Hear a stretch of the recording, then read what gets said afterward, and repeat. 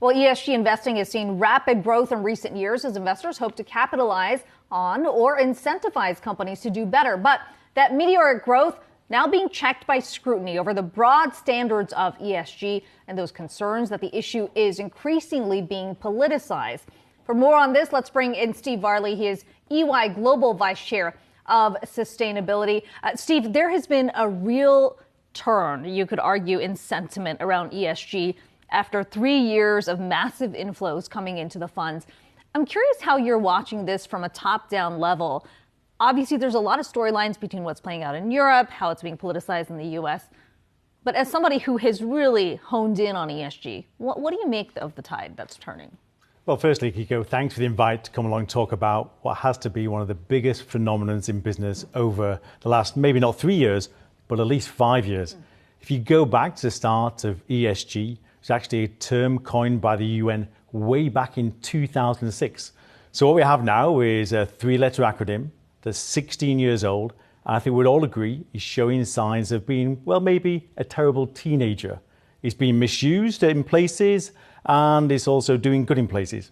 ESG, I think overall, I would say from my conversations, not just in the US, but Europe, Japan, China, is net good for business. It's created a great dialogue. But let's see where we go from here, because we're definitely at a crossroads. And I know you have conversations with many companies on this particular issue. What's the sentiment right now around that? I think it depends which of the letters you're talking about, the E, the S, or the G. I think in Europe, when you talk about ESG, you quickly go to E. And for many Europeans, E is synonymous with climate change. You come to the US, I think the E and the S both vie for leadership. There's so many social challenges here in the US, but also, especially with Biden and the IR Act, there's a lot more to be said now also on the environment and climate change. The argument is, of course, that when you look at all 3 letters, ESG, who's actually being included in these funds, they don't necessarily reflect what people believe to be ESG. Should investors be looking at measuring impact from these funds? I mean, the question is, we don't even know how to define it and how to measure it. Yeah, you're quite right in saying that. The standards are really immature here. If I compare them to financial standards, which is our EY heartland, we're quite some way away of having standards, I think, where people can, on the street, can do good comparisons. I think investors need to really work out what are they trying to do with their dollar.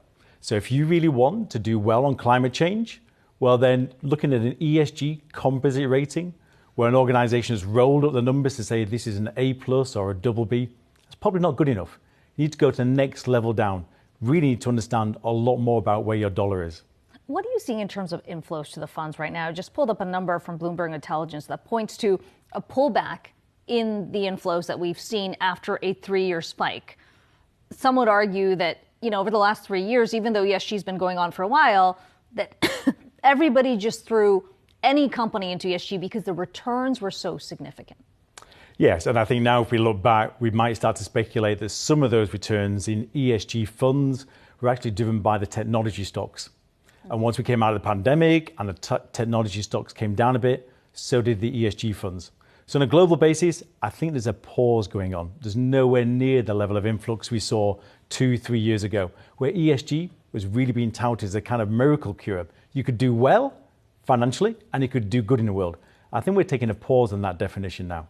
So what does the shakedown look like moving forward? You've obviously got regulation in Europe already in place. Here in the US, the SEC has put forward these proposals.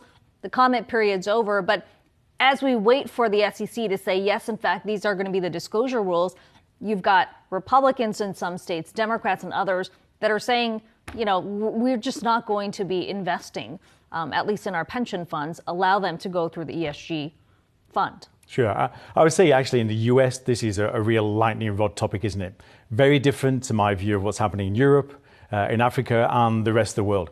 In the US, ESG has become far more politicized than I've seen happen anywhere else in the business world. We're definitely at a crossroads for ESG. I don't really know where it's going to go in the next 12 months.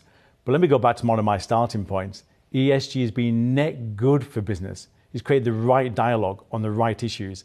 As all of us in business start to think about the externalities, what else do we affect? This is not just about profit. This is about the impact we have on other stakeholders, like the planet, like society. That's got to be a good thing. You said you don't know where it's going to go moving forward. What does that mean from your operations? I mean, this is really the sole focus, at least when you think about being the vice chair of sustainability. Well, we're watching very closely to see where Gary Gensler goes with this in the SEC. We submitted our comments back to that consultation. We think that a lot of the measures will be toned down.